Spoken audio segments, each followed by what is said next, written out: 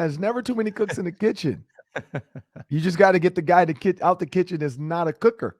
And you got Cook, you got Kirk, you got two cooks, you got a chef and a sous chef. That's what you got to have. Kirk's going to be the chef. Dalvin's going to be a sous chef. He's going to be back there helping him out, getting the blocks. He's going to be the outlet guy. He's going to get him 100 yards a game when he needs to because they're going to have to play in nickel. On the field, in the broadcast booth, Ron Johnson is Minnesota sports. One-of-a-kind opinions, big-name guests, the teams you care about every day. It's the Ron Johnson Show, part of Locked On Sports Minnesota, and it starts now. Welcome to the Ron Johnson Show. I'm your host, Ron Johnson. And on today's episode of the Ron Johnson Show, we're going to have former Gophers legend Terrance Campbell, former linebacker, but more importantly, great human being, teammate of Marion Barber his entire time at Minnesota. Him and Marion were teammates for about 4 years because Marion got hurt and then went to the NFL after his fourth year. So Terrance Campbell has been with him a long time, has some great Marion Barber stories. Some he might not be able to tell, but we'll see about that. And then it's the Daily 3, of course, coming up. But first, we got to talk about the Vikings. Now, everybody's so excited. This is a honeymoon phase, I'd say we're in right now with the Vikings. And we're going to talk about what happens after the honeymoon. For those that have been married, you know what I'm talking about. You're getting to know somebody now for the first time. Even though you were dating and whatever, you might have lived together. Marriage changes a lot of stuff. You're now one. And so now Kevin O'Connell is now becoming one with the state of Minnesota, with his team. The teammates now have to learn this new system, and it's going to start to come together eventually. But then what's next? We're going to talk about what's next on the Ron Johnson Show. But first, a word from our sponsors. What's the latest and greatest thing at Built Bar? It is the Mud Pie. We've been telling you about the Puffs. We've been telling you about their mixed box. Well, today I'm going to tell you about the Mud Pie flavor. For the first time ever, Built is introducing the Mud Pie Bar and the Mud Pie Puff. Not sure what mud pie tastes like? If you're a chocolate fan, you better sit down. It is rich whipped cream and chocolate mousse smothered in 100% real chocolate, topped with cookies and cream crumble. So good. You got to try it as soon as possible because they're only available for a limited time. Go to built.com to taste the deliciousness for yourself. 150 calories, only 8 grams of sugar, 16 grams of protein. Covered in 100% real chocolate, healthy and tasty. What a combo. Go to built.com, use promo code LOCKED15 and get 15% off your order. Promo code LOCKED15 for 15% off at built.com.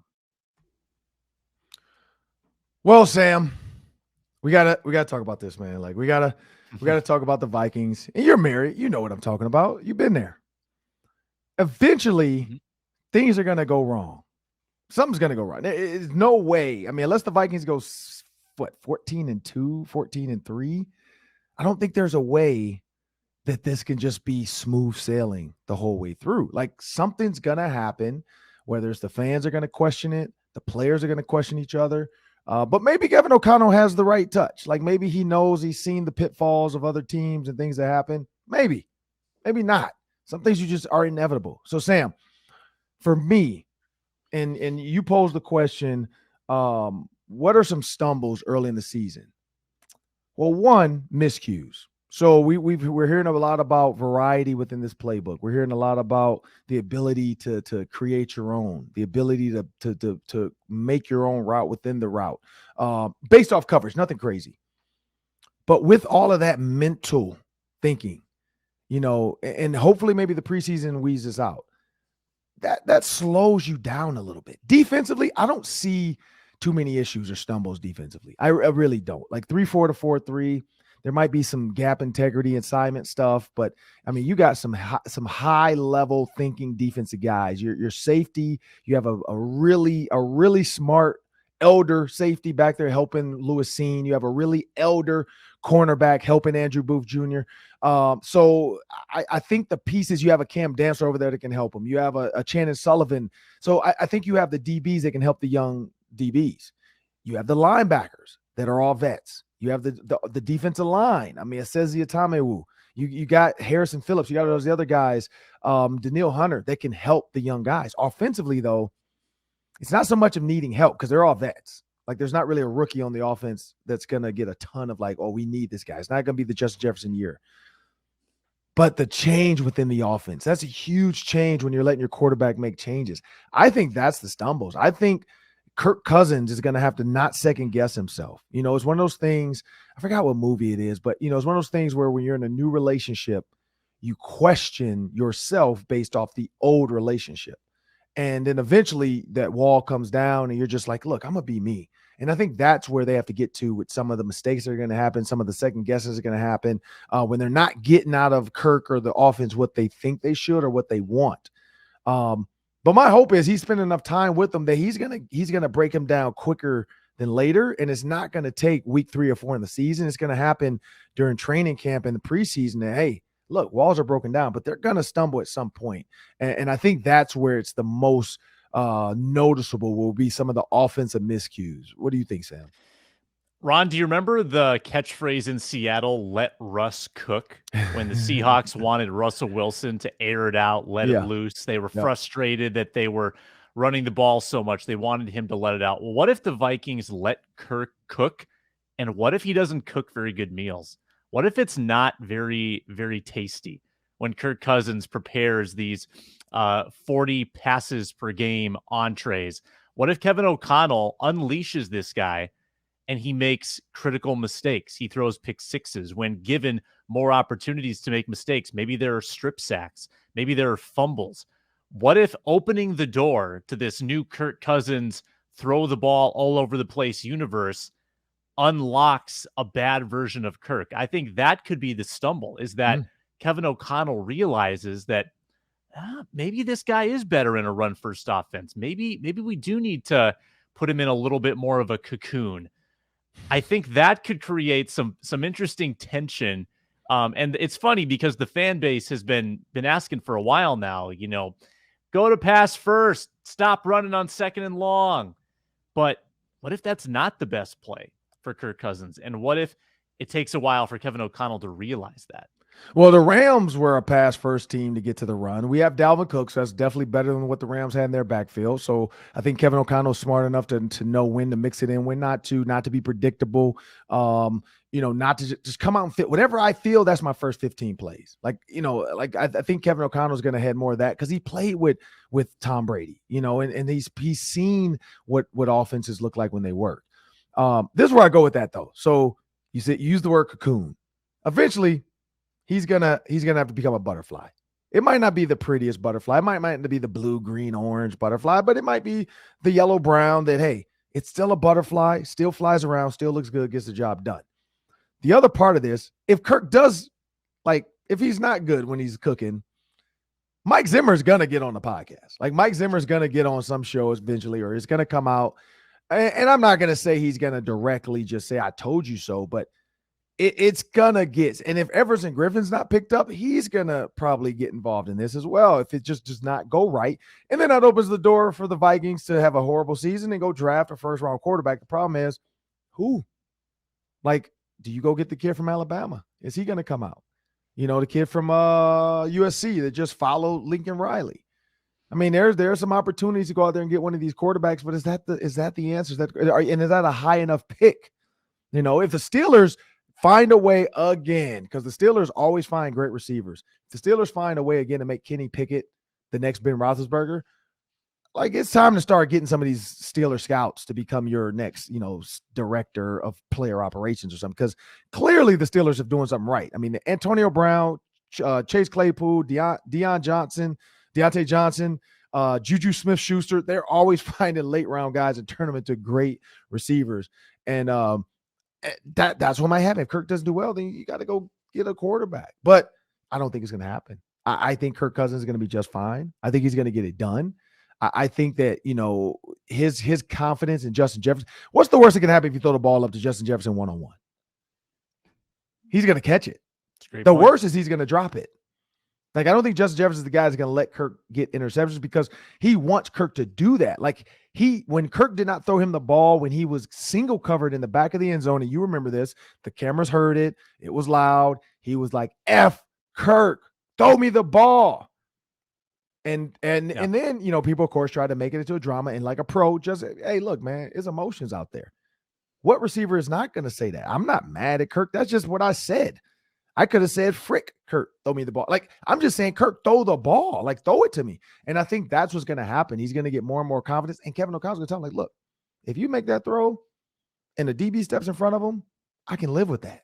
What I can't live with is you dumping it off in his 3rd and 10 and you had an opportunity to go for the first down or the touchdown. And so I think that's going to be the mindset they're going to have to do to get Kirk out of this. And, hey, let Kirk cook. I don't know if that's the thing, but maybe it becomes a thing.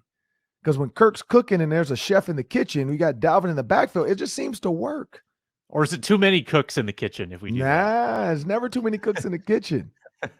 You just got to get the guy out the kitchen that's not a cooker. And you got Cook, you got Kirk, you got 2 cooks, you got a chef and a sous chef. That's what you got to have. Kirk's going to be the chef.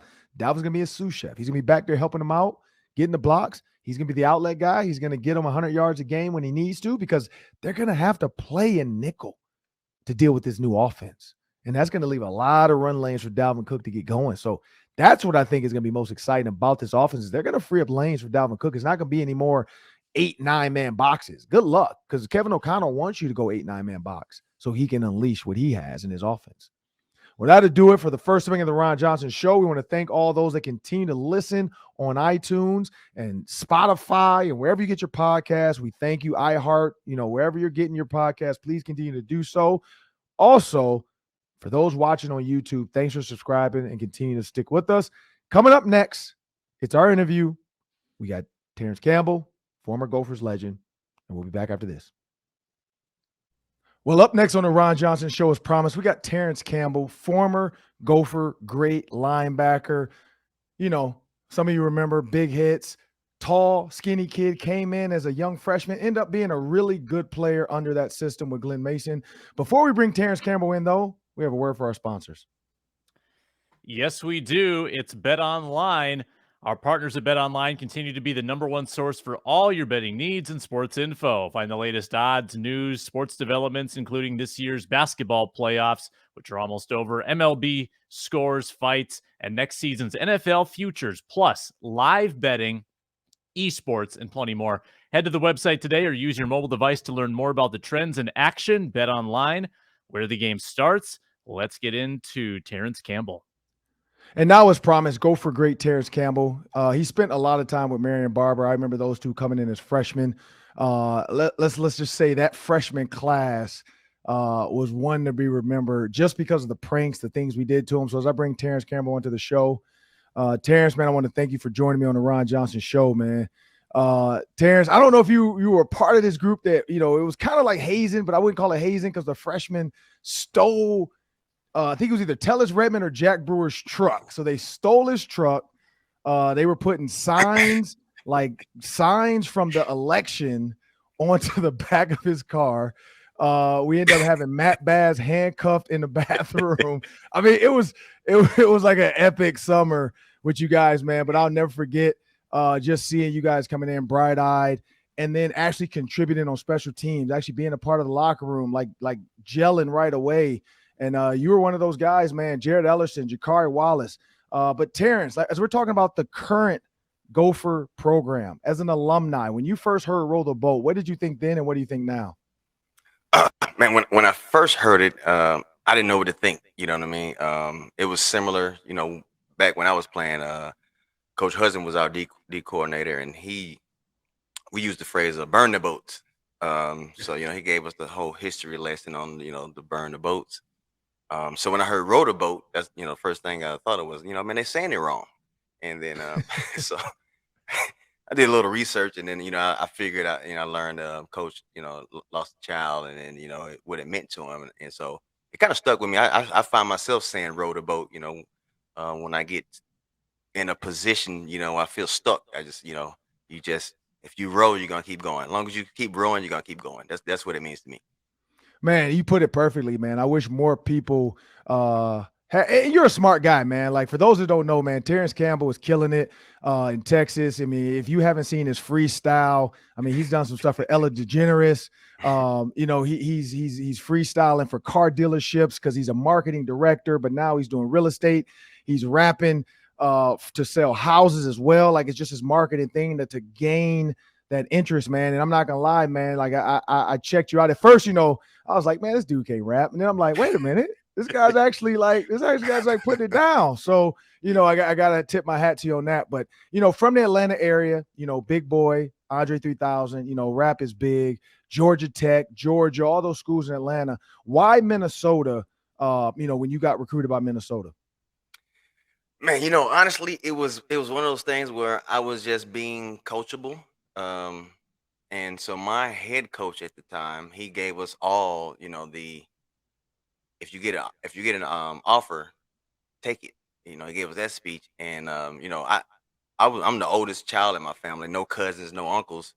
My dad didn't play sports, so I'm like the guinea pig. I'm learning, so nobody can really give me any guidance aside from my coach. So the first visit I went on was to Minnesota. The first offer I got was from Minnesota. I accepted it.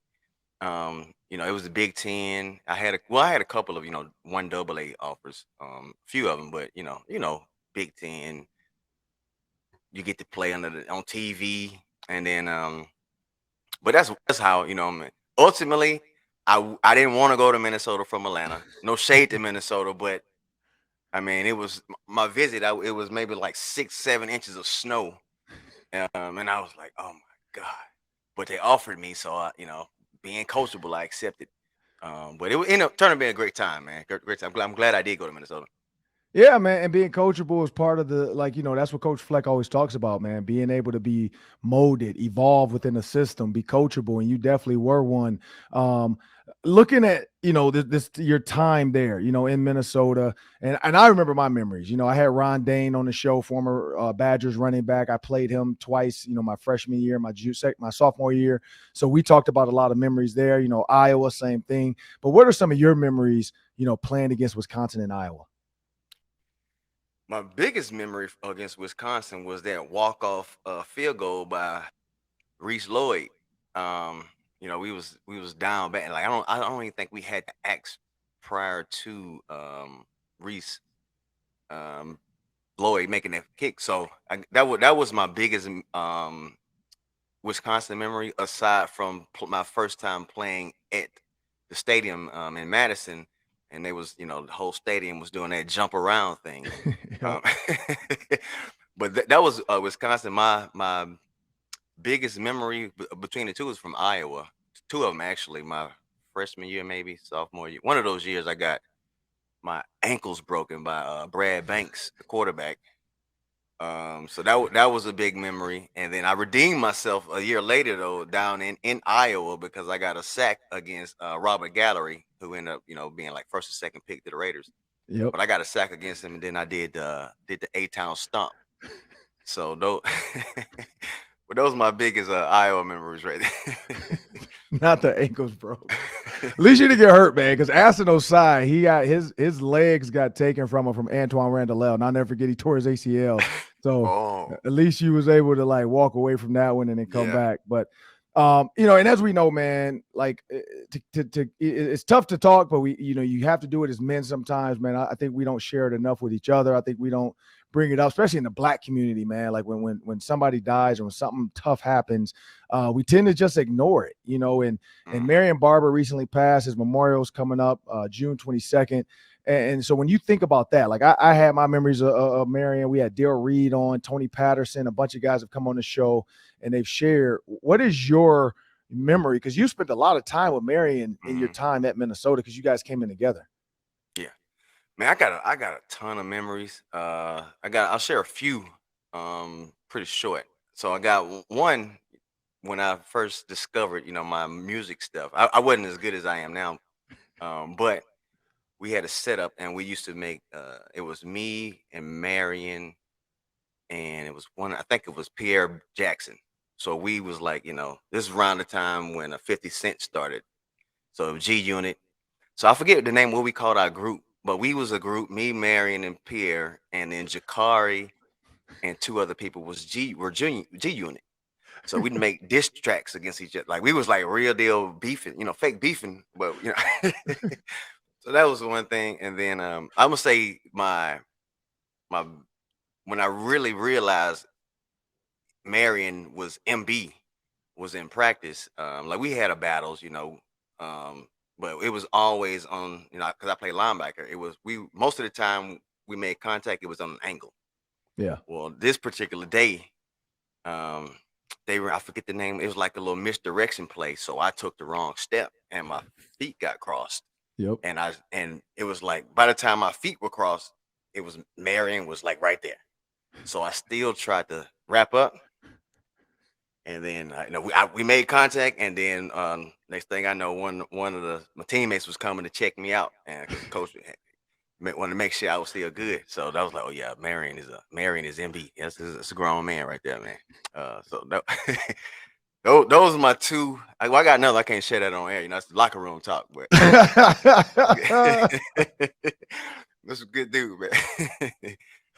Yeah, man, it's something you can't share. I know, because I know we were me and Daryl Reed, a couple other guys, Tony Pastor, we talk about Greg White, Styles G. White, and some of this weird stuff he used to do. I mean, you were there for some of it, like some of the stuff he would do in the locker room. So yeah, man, some stuff. Let's just say we saw some Skittles, and then we didn't see him no more. We was like, man, what is this guy over here doing, man? Like, so but last one, man, before I let you get out of here, man.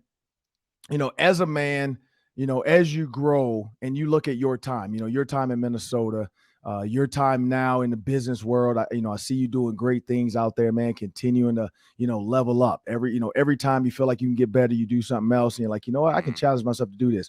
If you can give advice, because you're looking at now kids getting NILs, in high school, now coming to college and then, making the right decisions in college. If they're not going to make it to the NFL, what's the next step? What's some advice you can give some of these young players, in their ventures from college to real world life? Oh man, well, I'm gonna tell all kids the same thing. I got a daughter; she's a sophomore. My oldest child is a sophomore. I tell her make sure you invest your time. If it's an elective, if it's a requirement, make sure you study economics and pay attention. Like probably the most underrated and the most important class or course you will ever experience in all education is going to be economics. If you can just take that to heart and apply that knowledge that you get in economics to real life, you're going to be great. Yeah, man. And then, I got to throw one more at you. Like any coach, you say you got 16 110s. Hey, get back on the line. You got one more. Yeah. Looking at, Gophers not having to really break down rosters, who they have, who Wisconsin has, who Iowa has, from a mindset, because when you go into those Iowa, Wisconsin battles, man, it's just a mindset. It doesn't matter what your record is, who's on what side of the, what's a mindset the Gopher players need to have this year, thinking that because people are saying they can win the West. And to win the West, they have to beat Iowa, Wisconsin. So what's a mindset these players can take into this 22 season, knowing that if they beat Wisconsin and Iowa, they're probably Big Ten West champs? Well, I think it starts on an individual level. I think if every individual person shows up and say that I'm going to beat my man, like my man is not going to beat me, it don't matter who the team is. I mean, you look at when my 4 years, we beat Alabama. Yeah, we beat Oregon, who was and we beat Arkansas. These was two SEC teams and a Pac-10 team that was running through people. Yeah. Because we had the mentality, and I think like a lot of guys, especially in Minnesota, like you already going to Minnesota, you're underdog. It don't matter. Like you the underdog. So if you take that underdog mentality into the game, like my man is not gonna beat me. And one of y'all got to win, that means you win. And if you take that mentality, the team gonna win. That's just what it boils down to. Well, there you have it, man. From Terrance Campbell, Gophers. We know what you got to do to win this year. Big Ten West. A lot of people. It's a three-headed race right now. Wisconsin, Iowa, and Minnesota. And you heard from Terrance Campbell what you think. Also, you heard us roll the boat. But up next, we got the Daily 3. That's 3 questions, 3 minutes each. Stay tuned for that. Well, you've heard about the Viking stumbles. You've heard from Terrance Campbell. If you haven't, go back and watch those segments on the Ron Johnson Show. But up next now, it's the Daily 3. It's 3 questions, 3 minutes each. Sam's going to throw them at me. I'm going to knock them down. Take it away, Sam. Twins were off on Thursday, but they are in the place you just were, Ron. They're in Arizona to take on the Diamondbacks over the weekend. But here's my question.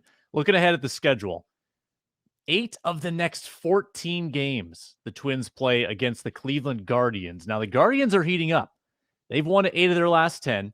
They're 2.5 games out of first place behind the Twins. They're creeping up behind them.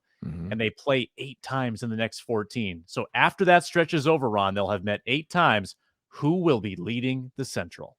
The Twins will be leading the Central still. It's going to be close, though. I think of those 8, it's going to probably go like 5-3, the Twins.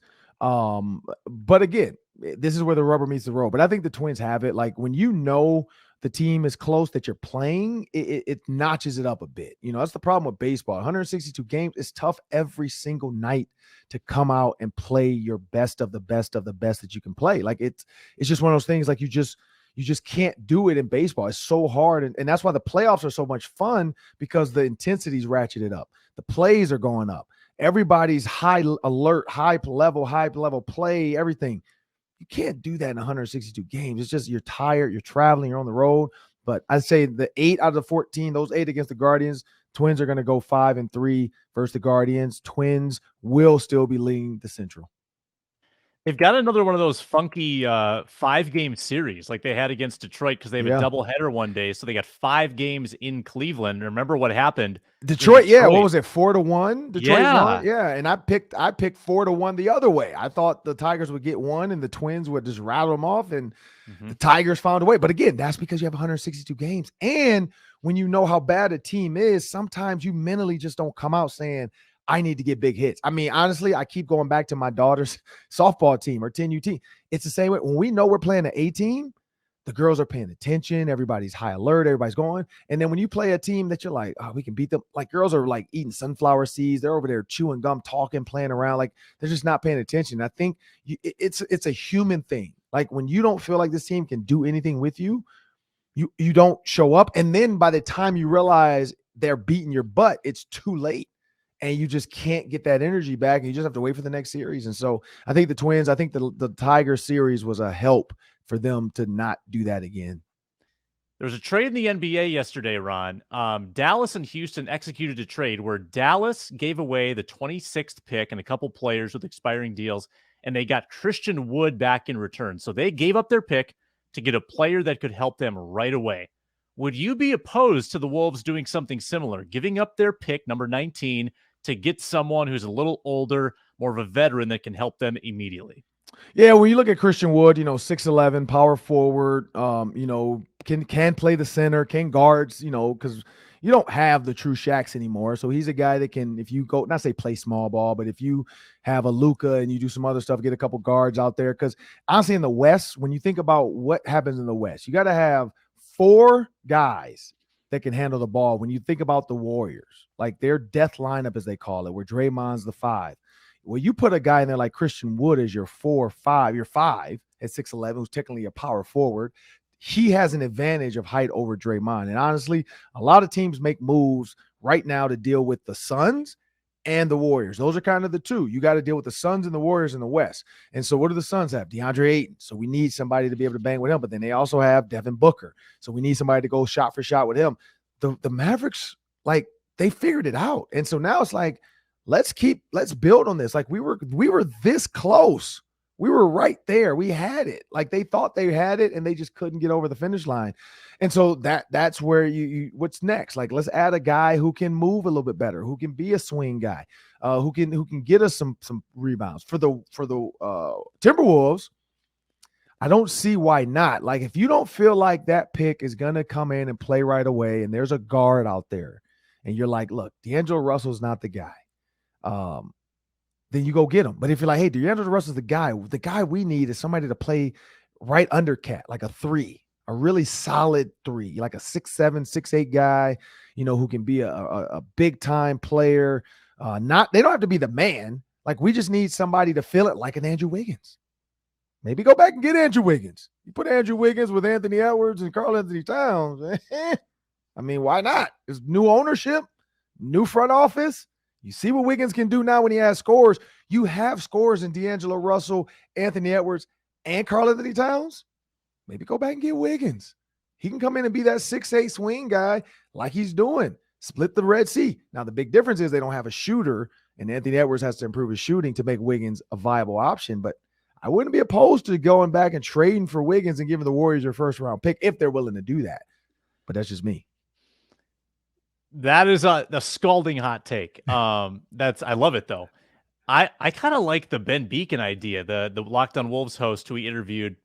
He suggested maybe packaging the big contract of Russell with the pick and tell the team, hey, we'll give you a first round pick. Take this contract off our hands. It'll be off your books in a year. Give us back this piece. And I don't know who that team is yet. Right. I haven't studied it closely enough, but that to me might be the best way to unload that Russell contract if indeed you want to get out from it. Yeah, and that's not the Warriors. The Warriors don't need another guard, so that's not the Warriors. You got to find another team. And it's not the Sixers because they got guards. It's not the Suns. They have guards. It's got to be a team like the Mavericks. I mean, the Mavericks just did it again. Like it could be the Mavericks because like they have Luka. Maybe they need a D'Angelo Russell, and they're willing to just keep moving pieces to get it, and then they get a first round pick back, and then maybe they give up a player. Who knows? But it probably won't happen. That's too much for them. All right, next question.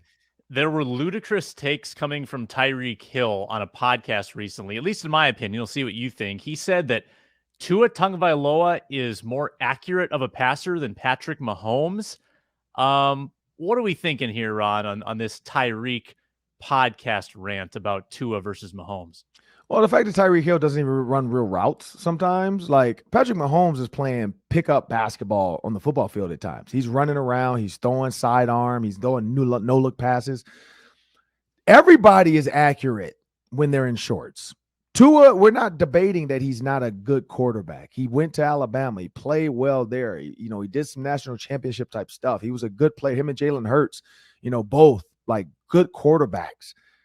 But until the bullets start flying, until you got to throw with shoulder pads and a helmet on with a 330-pound guy running at you, or a 290-pound Aaron Donald, or a 260, 70-pound Danielle Hunter in your face, let's see how accurate you are. Like Patrick Mahomes can do that and make that sidearm throw around Danielle Hunter or a flip of the wrist right behind Harrison Smith's head. We've seen it. Like we've seen him do that to the Vikings.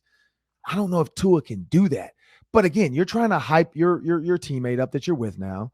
The team traded you because they didn't want to give you the money that you wanted.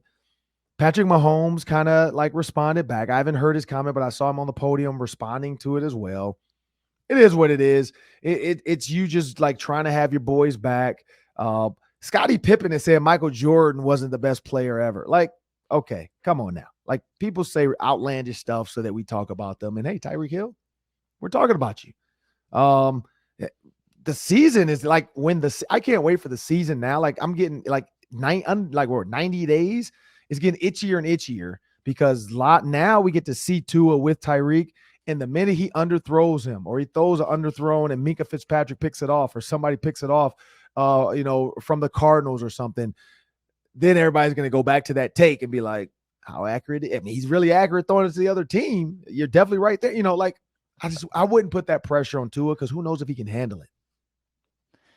Tyreek Hill should be kissing Patrick Mahomes' feet because that quarterback got him $120 million, I think, guaranteed dollars. True. So I wouldn't bite the hand that feeds me if I was Tyreek. But yeah, we'll see how it goes in Miami. They might be good. They're a wild card to me. I don't know. We got 1 minute left, Ron. I'm going to give you a chance to talk about the Warriors championship. They win the series 4-2. They hang on after a big first half against the Celtics. Steph Curry's got 4 rings. Yeah, I mean, so this is the thing I look at. They were up in the half. They pretty much controlled the game. Early in the fourth quarter, up 10, 78-68. That's one of those things for me that Steph just became Steph. Like Steph did what he had to do. But Andrew Wiggins, like in the third quarter, going into the fourth quarter, Andrew Wiggins had done just enough and did just what Klay Thompson did. They had the same 12 points. Draymond was not the third fiddle. Like Draymond, like he said he was going to play livid this game. I don't know what that means exactly. Like I was expecting like livid is like angry. Like I like pissed off. Like not angry like in a good way. Livid is like, man, I'm sick of this. I suck. Like I don't understand that word that he tried to use in that instance, but like Draymond, he just wasn't there. But Andrew Wiggins was. And I talked about that earlier. Andrew Wiggins back to the Timberwolves. Why not? A-Rod, get it done. It's a new regime. Like go get your first round pick and make it viable. Like show the world like Andrew Wiggins can get it done in a Timberwolves uniform. Bring the championship mentality back. Show the guys like, look, man, I apologize. I wasn't ready yet. Now I'm a champion. I know what it takes. I've been in the locker room with the greats. I've been in the locker room with 2 Hall of Famers. Like I'm with a Hall of Fame coach that's won rings, and Steve Kerr. Like Steve Kerr's got a lot of rings, by the way. I mean, Bulls, Warriors, like every finger, like with 2 rings on it, basically at this point. I mean, he's got a lot of rings, and so when you learn from that coach, like Andrew Wiggins might be able to come back and help a young Anthony Edwards, and be an outlet guy that can just give you exciting dunks now and then. He's got his confidence where he's taking threes now. Maybe that's the Warriors, though. Maybe the Warriors gave him that confidence. But I did say they would win. I did say Steph Curry should be the MVP. I thought Wiggins, Andre Iguodala, who knows what he was doing. But yeah, like it is what it is, man. Like the Warriors, like we said it like a month ago, I think you and I said this. The Warriors got hot at the right time. Even though they were 3 seed, they were the scariest 3 seed. We were saying the Timberwolves did not want them. Like we talked about that. Like you don't want to be the 6 seed. Like 7 is probably where you want to be. 5 or 7. You don't want that 6. You don't want to deal with the Warriors right now because they are hot. And they remained hot. And now we have our champions. Well, that'll do it. Oh, yeah. No, what you had to say. Just really awesome validation for the Warriors dynasty now that they've got one before Durant, one after Durant, and Curry. True. Curry's now been the best player clearly on 2 championship teams. Whereas if it was 2 out of 3 of his titles were with Durant, I think people would they would find a way to pick apart the legacy. They can't do that anymore. Yeah, I mean he's young. Like he's not old. I mean he's not old, but he's not young. But he's not done. Like he can win 5 or 6. Like we might be like then you got to have that Jordan conversation because it's all about rings, and he gets it done, and he's one of the best shooters in NBA history. Like we don't ever throw him up there. We go LeBron, Jordan, Kareem, Magic. Steph Curry might have to be in that greatest of all time conversation. You might not like it because he's not dunking on people and he's not just bullying people, but he's the best shooter of all time. And he might end up with more rings or just like maybe the same as Jordan with 6. But that'll do it for the Ron Johnson Show. That's Sam Ekstrom. That was Terrance Campbell. You heard what we think about KOC and the Vikings. It's coming up. They got to prove it. And please continue to subscribe on iTunes, on Spotify, iHeart app, wherever you get your podcast. Please continue to subscribe on there, share, tell your friends about it. All the YouTube watchers, we thank you for your support. Have a great day.